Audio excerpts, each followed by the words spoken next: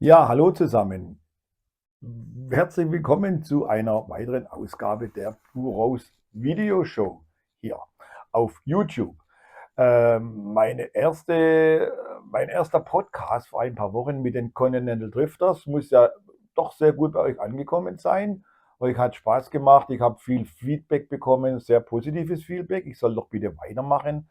Ich soll doch noch mehr Geschichten erzählen über fast 30 Jahre Blue Rose Records. Mache ich natürlich sehr gerne. Und für das heutige Thema wäre eigentlich die Zusammenarbeit mit Todd Thibault aus Boston, Massachusetts. Mit dem arbeite ich jetzt eigentlich schon seit 1997 zusammen. Fast, fast, wie viel? Fast 30 Jahre hält diese Freundschaft, kann man wirklich sagen. Also es ist nicht nur eine Geschäftsbeziehung, sondern auch eine sehr freundschaftliche Beziehung, die wir in all den Jahren aufgebaut haben. Und ich möchte euch einfach mal ein bisschen erzählen, wie wir zu Todd gekommen sind und was da alles so in den ganzen Jahren mit ihm passiert ist hier auf Blue Rose Records. Wie gesagt, Todd ist ja in Boston, also lebt in Boston, im Großraum Boston eigentlich, in einer ja, Kleinstadt nördlich von Boston. Wurde geboren am 12. Juni 1962, allerdings nicht in Massachusetts, sondern in Vermont. In Burlington, Vermont, da hat er gelebt, ist dann aber 1987 umgezogen. Und begonnen hat eigentlich seine Karriere mit einer Band, die hießen Courage Brothers. Darauf komme ich gleich zurück, denn das war nicht das erste, was ich von Todd eigentlich so gehört habe, sondern äh, im Februar 1997 hatte ich in dem US-Fachblatt Billboard, hatte ich einen Artikel gelesen, den habe ich jetzt hier vor mir liegen, könnt ihr auch sehen, Rubrik Continental Drift. Da ging es bei den Unsigned Artists and Regional News um einen Todd Thibault. Der hat da wohl nach einem Label gesucht. Und mir ist eigentlich, ich habe das durchgelesen, habe mir nichts Großes dabei gedacht und dann sehe ich den Namen Kevin Salem da in der Mitte. Und der hat mir allerdings was gesagt, denn Kevin Salem, der hatte mal gespielt in einer Band Dump Truck. Für ein Album war er da dabei und das ist vielleicht sogar das beste Album, das die Band gemacht hat, hieß For the Country. Hier, das war erschienen 1987. Und Salem hatte sich dann getrennt von der Band und hat zwei Solo-CDs veröffentlicht, die wirklich toll waren. Also die waren nicht schlechter als Dump Truck. Das erste, das hieß Soma City. So war das. Und dann kam kurze Zeit später hinterher gleich der zweite Streich, der hieß Glimmer. Und dann habe ich gesagt, okay, Kevin Salem, das kann ja nicht schlecht sein. Und da stand eine Telefonnummer dabei bei diesem Artikel. Dann habe ich diese Nummer angerufen. Das war das erste Mal, dass ich überhaupt mit Amerika telefoniert hatte. Und da ging dann der Manager von Totibo an die Strippe und ich habe ihn dann einfach gebeten, mir doch ein Exemplar von diesem Album, um das es da ging, Favorite Waste of Time, zu schicken. Und er hat es dann auch gemacht. Ein paar Tage später war dieses Album dann bei mir im Briefkasten. Dann hatte ich in der Zwischenzeit auch herausgefunden oder festgestellt, dass ich wohl die Courage Brothers kannte. Die Courage Brothers hatten 1992 und 1994 zwei CDs veröffentlicht. Und wie bin ich zu denen gekommen?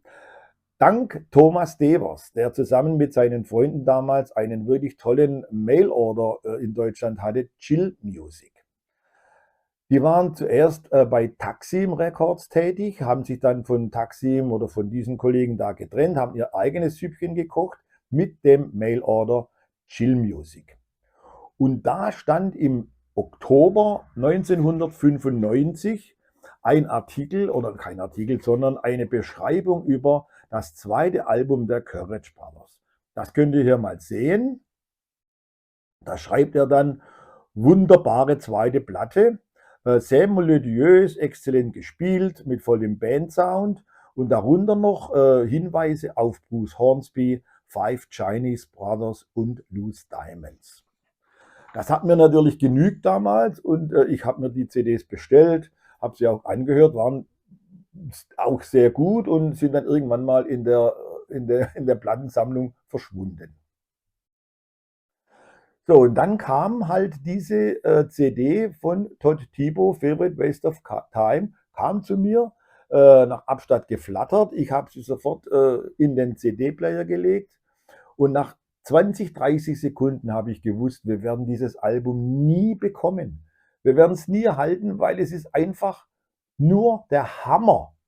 Und vielleicht gibt es doch der eine oder andere oder die eine oder andere, die das Album gar nicht kennen. Der erste Song, der hieß damals Sweet Destiny. Und ich möchte euch mal so die erste Minute vorspielen, damit ihr vielleicht so einen Eindruck gewinnen könnt, wie mir es damals gegangen sein könnte.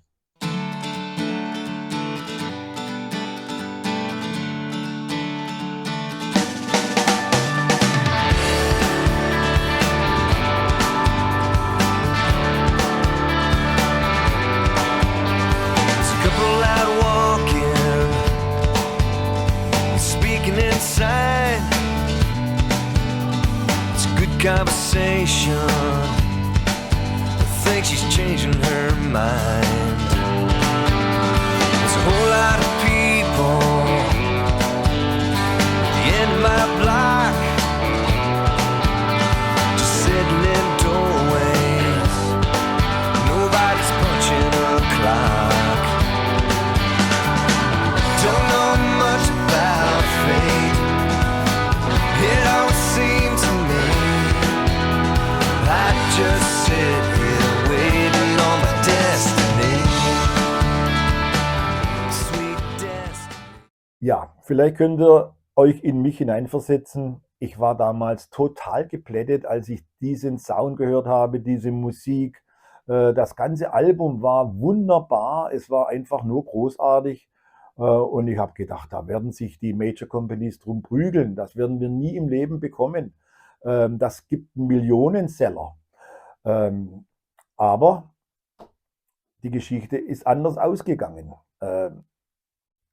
Vielleicht waren wir die Einzigen, die sich damals für dieses Album interessiert hatten. Vielleicht hat auch die Bewerbung von mir die so beeindruckt. Auf jeden Fall, wir haben damals Favorite Waste of Time bekommen und haben das dann Mitte 1997, ich weiß nicht mehr genau, wann das war, eigentlich dann auch tatsächlich hier in Deutschland und in Europa veröffentlicht. Und es ist auch eingeschlagen, wirklich kann man sagen, sprichwörtlich wie eine Bombe. Die ganzen Reviews, die wir bekommen haben, waren alle wirklich allererste Sahne. Zum Beispiel waren wir im Stereo, in der Zeitschrift Stereo, waren wir Album des Monats. Der Franz Schöler damals, der hat geschwärmt von Material, das zwischen Country Rock und Bluesigem pendelnd ein hinreißendes Solodebüt ist. Oder eine Zeitung im Saarland, die meinte, Thibaut spielt sich auf Anhieb in allerbeste Gesellschaft vor, nämlich in die Tom Petty, Steve Earle, Pete Roach Liga. Das hat uns natürlich sehr geholfen bei den Verkäufen, ist ja ganz klar. Und ich habe dann zu Todd gesagt, Todd, wir müssen da jetzt irgendwie was machen, dass du weiterkommst. Aber zuvor bin ich nach Amerika geflogen wieder mal im März zum South by Southwest Festival. Und da habe ich dann Todd zum ersten Mal auch persönlich kennengelernt. Ja, dann ein paar Tage später hat er bei unserer Blue Rose Party mitgespielt mit seiner Band. Da waren dann die Continental Drifters, ich habe es ja bereits mal erzählt, die Rain Ravens und weitere Bands. Und da war Todd auch mit seiner Band dabei. Und da habe ich hier ein schönes Foto. Links der Rick Harris, Gitarrist, dann der Milt Sutton am Schlagzeug und rechts der Jeff St. Pierre. Und da hatte mir Todd auch dann diese Story von den Courage Brothers nochmal ein bisschen erzählt.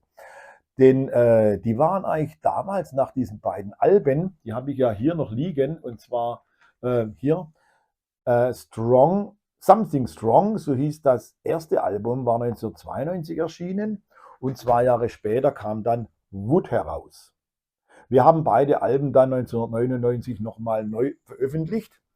Er meinte, wir waren da wirklich knapp dran an einem Deal mit einem größeren Label.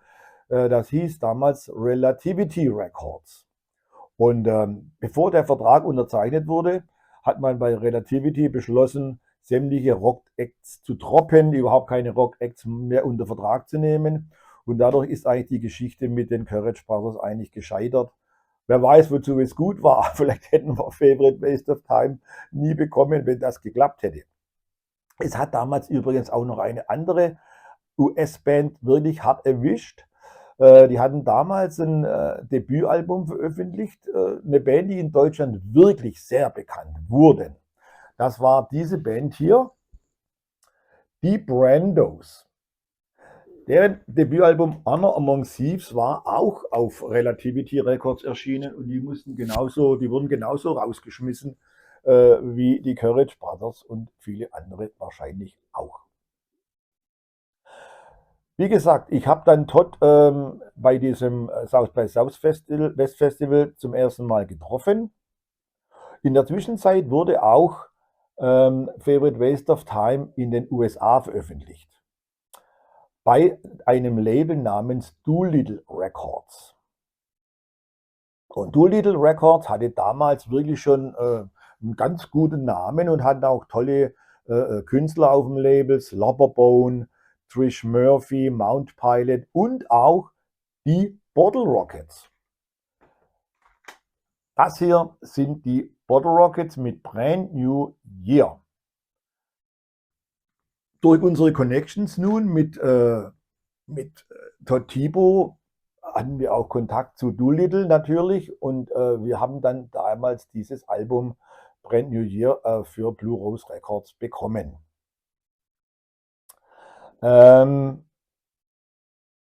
Wie gesagt, Favorite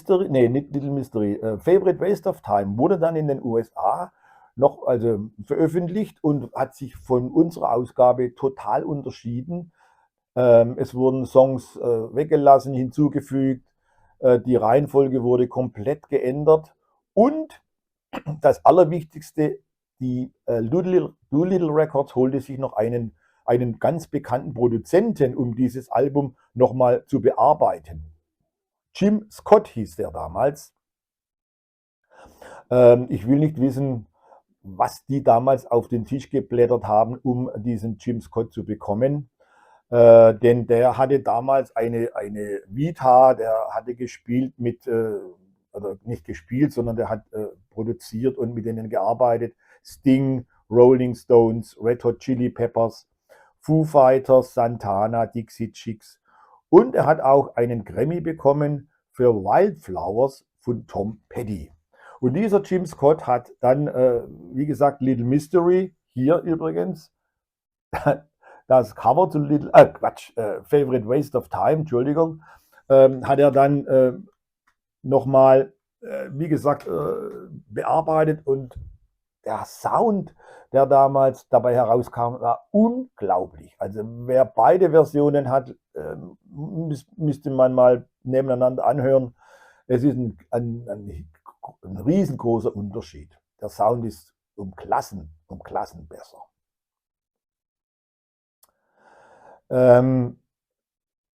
Todd hat in der Zwischenzeit natürlich dann auch gleich mit den Aufnahmen zu einem neuen Album begonnen bei Doolittle. Wir hatten dann natürlich wohlweislich einen längerfristigen Vertrag mit Todd abgeschlossen und haben dann Little Mystery auch bekommen. Und Little Mystery ist mir aufgefallen, da war dann jetzt habe ich wieder was vergessen. Das würde ich noch gerne erzählen, weil das ist nicht unwichtig, weil das ist eigentlich wunderschön. Todd, der war dann auf einer zum ersten Mal so Ende 98, 99, Anfang 99 war der erstmals in Deutschland. Ich habe gesagt, wir machen eine kleine Promotour. Und dann hat er auch unter anderem im Red River Saloon gespielt.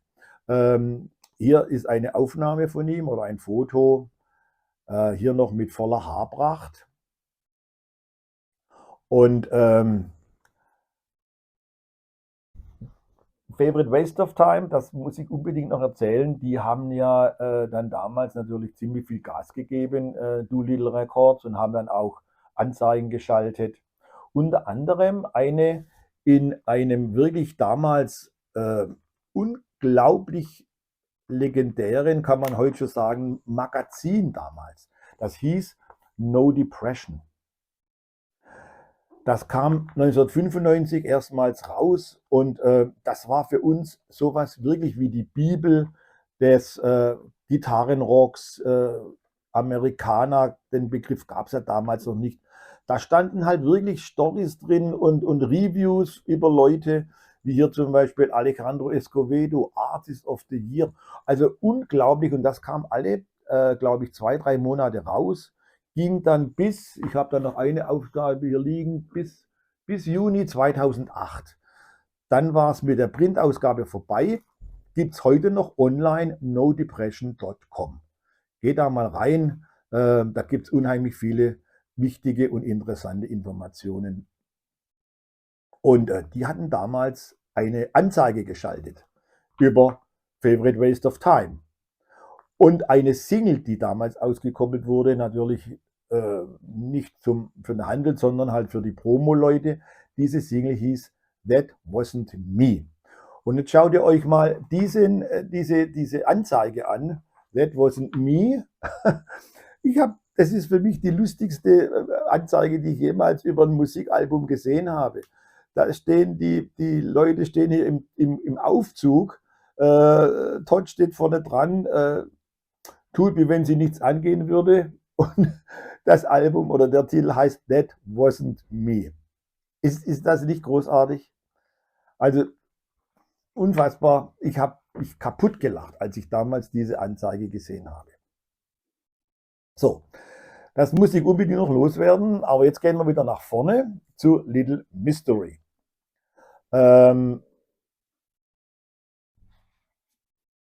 Hier, Little Mystery war dann 1997 erschienen, April, so um den Dreh rum.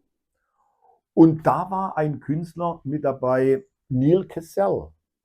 Neal Cassell kannte man ja durch seine Zusammenarbeit mit Glitterhouse Records. Und ich habe mir gedacht, wie kommt Neal Cassell zu Todd Thibault? Die können sich ja eigentlich gar nicht kennen. Und dann habe ich festgestellt, dass das wahrscheinlich beste Album von Neal Cassell überhaupt, Fade Away, Diamond Time, von Jim Scott produziert worden war. Hier. Das ist Fade Away, Diamond Time. Wer das noch nicht hat, der muss sich das unbedingt besorgen. Ist eines der besten Amerikaner-Alben aller Zeiten. Und wahrscheinlich war es so, ich vermute einfach mal, dass der Jim Scott dem Neal Cassell gesagt hat, du Neal, ich brauche dich hier für eine neue Produktion, die ich gerade mache. Da musst du noch deine Gitarren da drüber legen und dann klingt das noch besser, als es sowieso schon klingt. Und das hat er dann gemacht und deshalb ist Neal Cassell da auf diesem Album von Todd Thibault auch mit drauf, auf Little Mystery. Ich habe dann zu Todd gesagt, Todd, wir müssen jetzt unbedingt eine Tour machen, um die Leute, die sind ja alle total begeistert von dir, aber wir brauchen einfach jetzt auch eine Tour. Und hatte dann gemeint, naja, es ist halt eine teure Angelegenheit, mit einer Band und so nach Deutschland zu kommen. Dann habe ich gesagt, du, versuch mal die zu überreden, dass sie eine ganz kleine Tour machen, nur vielleicht 2, 3 Shows. Und wenn das funktioniert und sie haben Spaß dran, dann können wir uns ja überlegen, eine größere Tour zu machen. Er hat es dann getan, die Musiker waren einverstanden und Todd kam dann für eine wirklich Kurztour, 3 Shows im Juni 1999 nach Deutschland. Am 11. Juni hat er gespielt im Singkasten in Frankfurt. Da habe ich auch zwei schöne Fotos hier. Todd hier Backstage und dann auch noch eins hier auf der Bühne. Und am Tag später, 12. Juni, war ja Todds Geburtstag. Und da war eine Show angesetzt beim OBS in Beveringen, beim Orange Blossom Special. Und da ist er da ist er sowas von gut angekommen bei diesem Festival. Die ganzen Zuschauer, die waren alle total begeistert. Viele hatten ja schon zumindest das Favorite Ways of Time Album, aber live war das nochmal eine ganz andere Kiste. Hat uns wirklich wieder einen Schwung nach vorne gebracht. Und es gab damals auch ein paar Fotos. Der Todd hatte ja Geburtstag. Und wir kamen dann auf die ganz tolle Idee, nachdem er Weizenbier gern trinkt, hier mit einem Weizenbier auf seinen Geburtstag anzustoßen. Der Rembert Stiebe rechts, Todd, ich und der Reinhard Holstein. Es war damals ein richtig warmer Tag, vielleicht war es sogar heiß, auf jeden Fall das Bier war richtig lauwarm. Und wie kann man auch noch dann lauwarmes Weizenbier aus der Flasche trinken? Das geht ja überhaupt nicht. Aber es war halt wie so eine spontane Geschichte und der Zweck wurde ja eigentlich damit erfüllt. Todd hat sich super gefreut und es gab dann auch noch ein Foto hier, habe ich für euch von der Show beim OBS. Gleiche Band wie bei den Blue Rose Christmas, bei der Blue Rose Party da in Austin, noch dazu mit dem Thomas Giuliano an der zweiten Gitarre. War also, wie gesagt, eine tolle Geschichte. Das Konzert wurde damals mitgeschnitten und ein paar Jahre später haben wir dann sogar noch eine CD davon veröffentlicht, hier Todds Birthday Party. So. Die Band war total begeistert von dieser Geschichte hier mit diesen Shows und dann hatten wir tatsächlich im Spätjahr, Oktober, November, Dezember war es, ja, haben wir dann eine 4-Wochen-Tour gemacht durch Deutschland, Österreich, Schweiz. Ich glaube, da war noch Holland dabei. Also es war wirklich großartig und die Band ist wirklich super angekommen.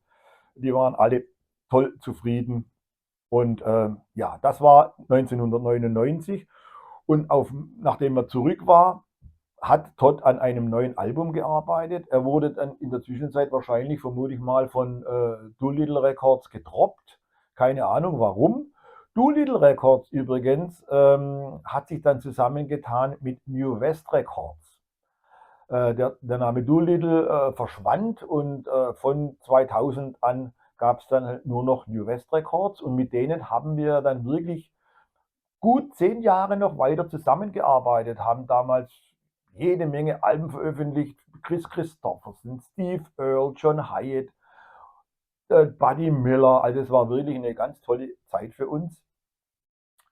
Und dann hat Todd, wie gesagt, sich nach einem neuen Label umgeschaut, hat auch eins bekommen und hat da dann veröffentlicht das Album Squash.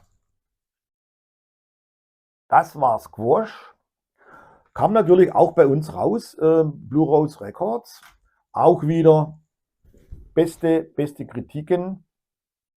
Im November 2000 wurde dann eine weitere große Tour durch Deutschland und andere Länder durchgeführt.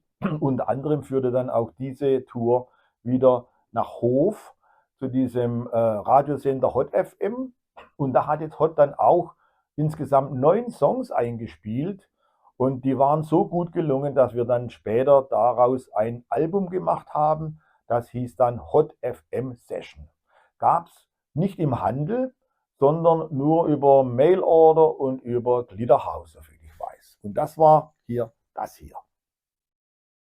Da waren neben ein paar Originalsongs waren auch Titel dabei wie I Ain't Never Satisfied von Steve Earle, Lucky Town von Bruce Springsteen oder auch The Weight von The Band. Auch ein ganz tolles Album. Das nur so nebenbei mal. Wir können jetzt da weitermachen mit Alben, mit Touren und so weiter. Das würde den Rahmen hier sprengen. ich möchte mich jetzt nur auf die wichtigsten Sachen eigentlich beschränken. Vor allem halt auf die Alben, die er rausgebracht hat, die regulären. Und da kommen wir zum Jahr 2001. Wobei ich noch kurz erwähnen möchte, im Jahr 2000, diese Tour, die sie gemacht haben mit der Band, da gibt es ein Poster mit Joseph Parsons. Der war damals der Special Guest auf der Tour. Dann haben die beiden sich kennengelernt, kannten sie vorher auch nicht. Und da entstand dann irgendwie eine Idee, ein besonderes Side-Project zu machen. Der Joseph Parsons kannte dann vielleicht den Terry Lee Hale über Glitterhouse, keine Ahnung, wie das damals zustande kam. Auf jeden Fall waren dann plötzlich 4 Musiker, Chris Burroughs, Terry Lee Hale, Todd Thibault und der Joseph Parsons in Tucson, Arizona, um ein Album zusammen aufzunehmen. Sie hatten sich damals den Namen Harpan zugelegt. Und die hatten sich dann getroffen am 10. September. Abends bei Chris Burroughs zu Hause, haben da eine kleine Party gefeiert, haben sich erstmal beschnuppert. Wie gesagt, die kannten sich zum Teil überhaupt nicht. Und dann am nächsten Tag wollten sie eigentlich mit den Aufnahmen beginnen, haben da, glaube ich, 10 Tage Zeit gehabt, dieses Studio gebucht. Und der Erste schaltet morgens den Fernseher ein und kann nicht glauben, was er da sieht. Fliegen da Flugzeuge in Wolkenkratzer in New York. Es war gespenstisch. Wir wissen es ja selber, wie das damals war. Und die sind dann alle aufgestanden und waren mehr oder weniger total gebannt die ganze Zeit vor dem Fernseher gesessen und haben das angeguckt, dieses Furchtbare, was da passiert war. Und aber die haben dann irgendwann gemeint, Leute, ich meine, es ist wirklich jetzt ganz, ganz übel, was da passiert, aber wir haben eine Aufgabe. Wir haben 9 Tage Zeit, um ein Album aufzunehmen. Wir haben uns alle Zeit praktisch reserviert für diese Aufnahmen. Wenn wir das jetzt nicht durchziehen, wer weiß, ob wir das jemals wieder hinbekommen.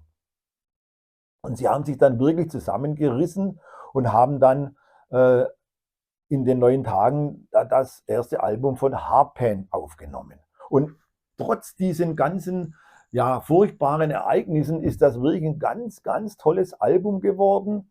Harpan hier, das erste Album, da hat jeder dann im Prinzip Songs beigesteuert. Und wie ich weiß, ist nur ein einziger Song damals während dieser Aufnahmesession überhaupt entstanden. Und zwar Tucson Sky. Alle anderen waren bereits im Vorfeld von den einzelnen Musikern geschrieben worden und haben die dann praktisch mitgeliefert. Und wir haben dann auch gleich eine Tour gemacht wann war es denn? Im Oktober 2002, weil erschienen war Harpan am 15. Juli 2002. Eine tolle Tour wurde dann praktisch gestartet und durchgezogen. Unter anderem hat die Band gespielt in Heilbronn im Bürgerhaus Böckingen. Da gibt es auch ein paar Videos in meinem YouTube-Kanal. Könnt ihr gerne mal angucken.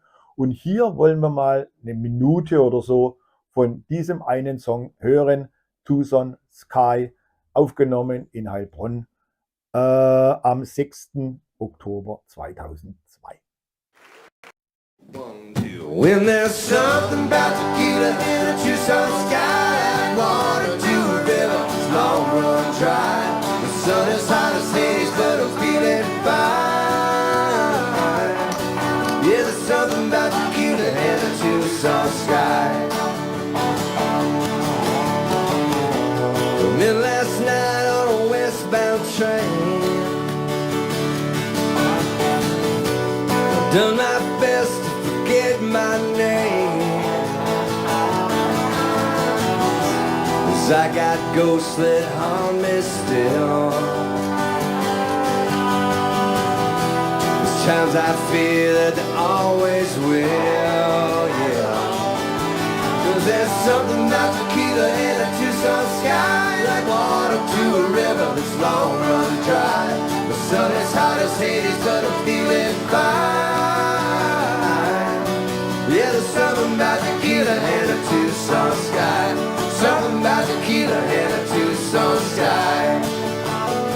Das war jetzt Tucson Sky Ja, kurzer Ausschnitt aus einem Live-Konzert. Hardpan, wie gesagt, ist auch bei uns bei Blue Rose wirklich super angekommen. War natürlich was ganz anderes wie jetzt die CDs von Todd selber, aber den Leuten hat es wirklich sehr gut gefallen. Ja, und Todd ist dann wieder zurückgegangen in die Staaten, hat an einem weiteren Album für Blue Rose Records gearbeitet. Das war dann erschienen am 25. Oktober 2004. Das hieß Northern Skies. War kein Deutsch schlechter als Favorite Waste of Time oder Little Mystery. Da war auch dann jetzt kein großer, ja, so ein riesen Produzent mehr dabei, aber immerhin, ich glaube, der hieß Adam Steinberg. Der ist auch nicht von schlechten Eltern. Auf jeden Fall, es klingt wirklich toll, dieses Album Northern Skies. Und dann wurde auch direkt wieder eine Tour angehängt. Also Todd, ist im Prinzip eigentlich seit 1998 ist der permanent hin und her geflogen. Deutschland wurde im Prinzip zu seiner zweiten Heimat. Ob das jetzt mit der Band war, wie gesagt, oder mit Hardpan oder mit einem anderen Projekt, das später noch kommt, oder dass er nur noch als Duo hier war. Der war ja praktisch, es gab kein Jahr, wo Todd Thibaut nicht hier in Deutschland unterwegs war. Wir haben dann noch verschiedene CDs rausgebracht, die brauche ich hier alle gar nicht erwähnen. Aber Anfang 2009 dann, am 30.01.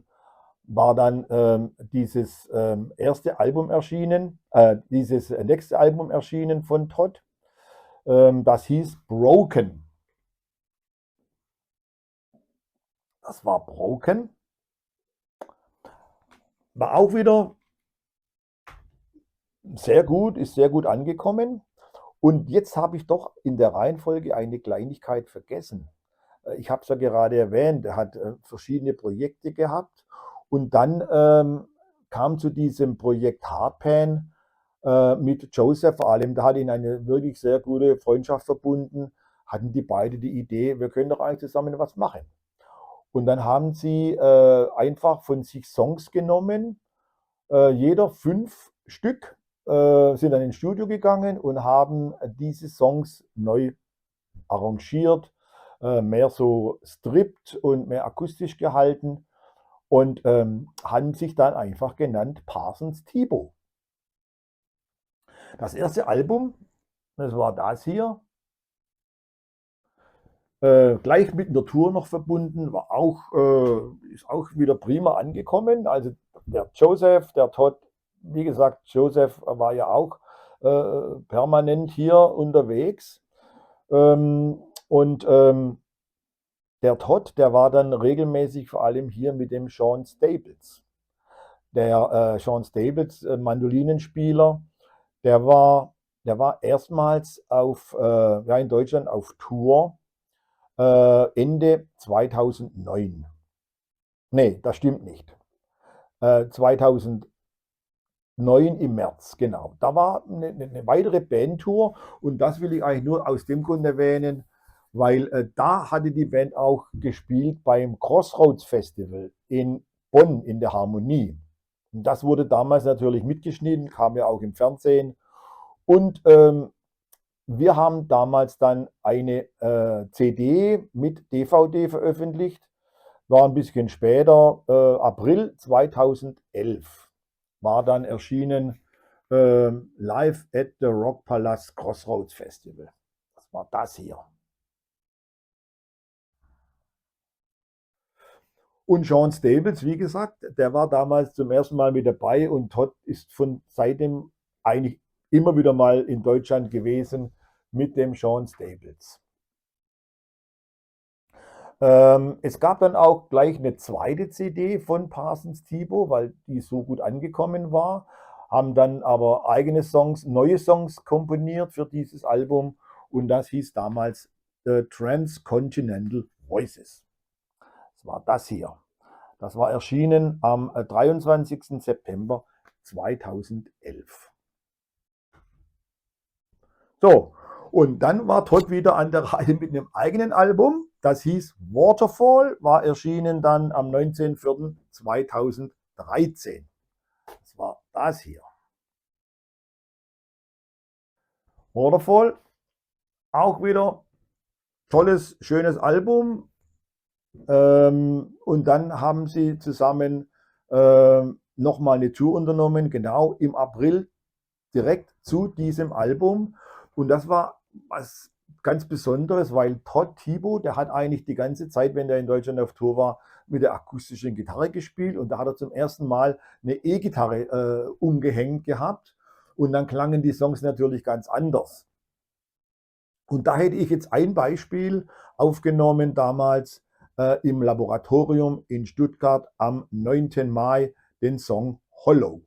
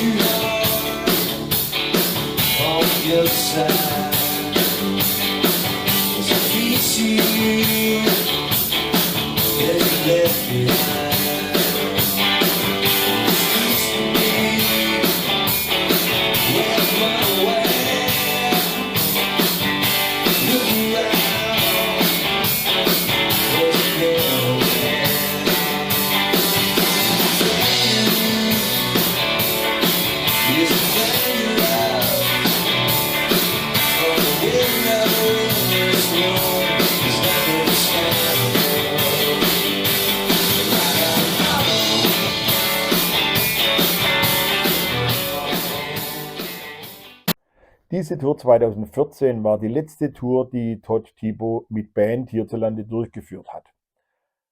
Er setzte sich wieder zusammen mit seinem Freund und Kumpel Joseph Parsons und machten ein weiteres Album mit Parsons Thibaut. Das hieß dann Eden, erschien am 26.09.2014 und direkt dahinterher gab es eine weitere Tour.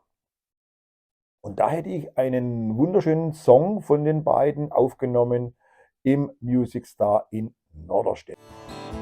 I said I'm sorry more than twice. I kept the conversation nice, but it never got me anywhere. You do your best to wait your turn till the day you finally learn. It never gets you anywhere, not anywhere. Anywhere war das.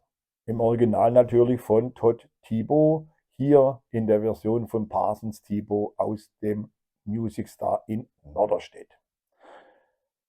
Dann traf Todd Thibaut eine Musikerin namens Kim Taylor. Die verstanden sich sofort wunderbar und es entstand eigentlich die Idee, ein neues Projekt zu gründen und sie entschieden sich für den Namen Water and Sand.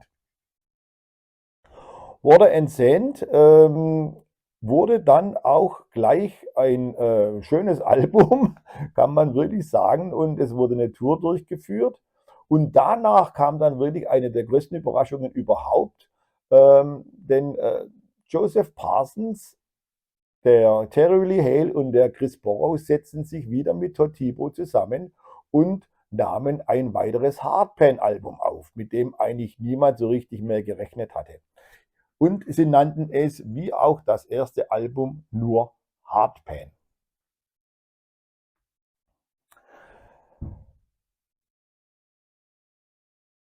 Es wurde gleich eine Tour durchgeführt und leider ist dann Chris Burrows auf tragische Weise ums Leben gekommen und damit war eigentlich das Projekt Hardpan eigentlich begraben im wahrsten Sinne des Wortes.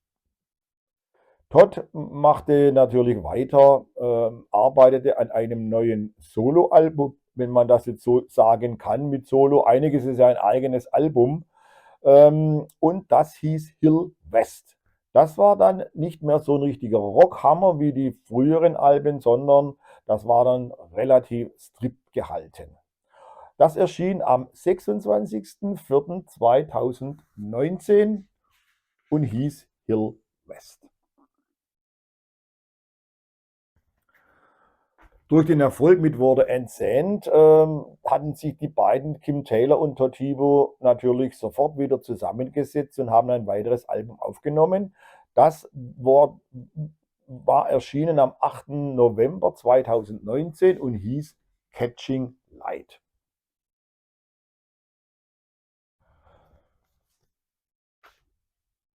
Ansonsten ist nicht mehr viel passiert. Water and Sand, die waren weiterhin aktiv, haben noch ein drittes Album aufgenommen. Das hieß dann Hey Love und das war erschienen am 6. Oktober 2023. Gab es damals auch sogar auf Vinyl. Ja, und einig ist das der aktuelle Stand eigentlich. Aber es gibt eine kleine Überraschung, habe ich ja angekündigt. Todd hat mir neulich geschrieben, er würde gerne noch einmal eine große Bandtour unternehmen. Mit Rockband, also mit seiner Rockband, sagt er, das ist die beste Band, die ich jemals hatte.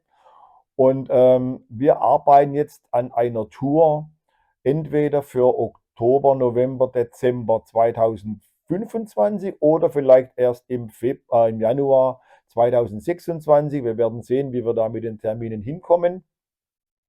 Und er hat auch sogar gesagt, über die Wintermonate arbeitet die Band dann an einem neuen Rockalbum. Also, wir können uns auf tolle neue Musik von Todd Thibault freuen. Er lässt mich nicht hängen und er lässt auch seine vielen Fans hierzulande nicht hängen. Ich werde euch rechtzeitig informieren, wenn es da neue Infos gibt. Ansonsten freue ich mich, wenn euch dieser Podcast gefallen hat, über ein paar Insider-Informationen über Todd Thibault.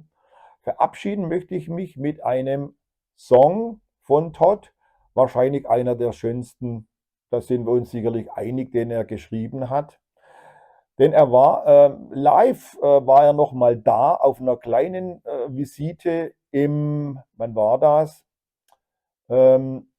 Im Dezember 2022. Das hat eigentlich kaum einer mitbekommen, hat auch nur eine Handvoll Shows gespielt. Eine davon war im Music Star in Norderstedt. Und wie gesagt, verabschieden möchte ich mich mit einem seiner schönsten Songs, den er da natürlich auch gespielt hat, Johanna's Dreams. Bis dorthin, macht's gut. Ich hoffe, wir hören und sehen uns wieder auf YouTube bei meinem nächsten Podcast. Bis dorthin, macht's gut, euer Edgar Hickmann.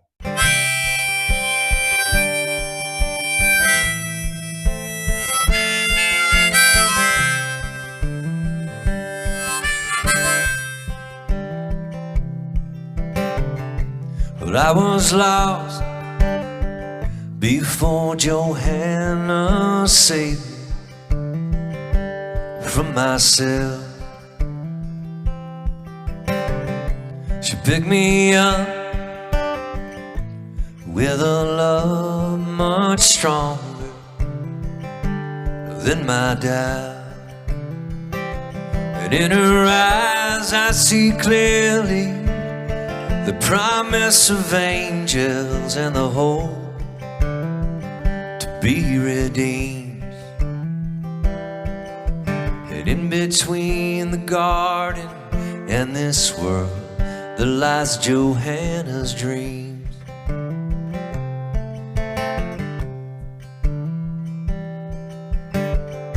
Well, may her hands turn with a sculptor's vision on her life, and may her voice inspire others closer to the light. She says, I know a secret about this unsure future, and it's not what it might seem. 'Cause in between the garden and this world, there lies Johanna's dreams.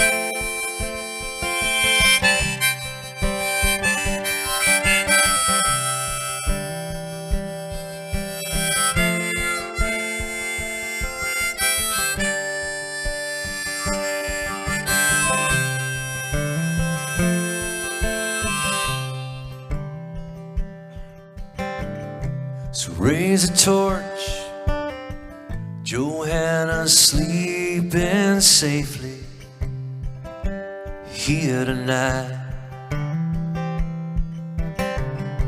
But all your candles won't match the perfect beauty of her light.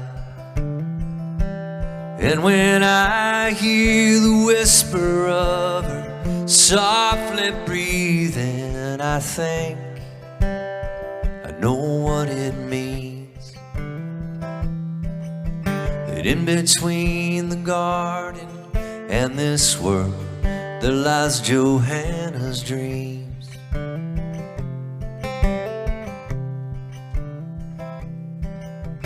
In between the garden and this world, there lies Johanna's dreams.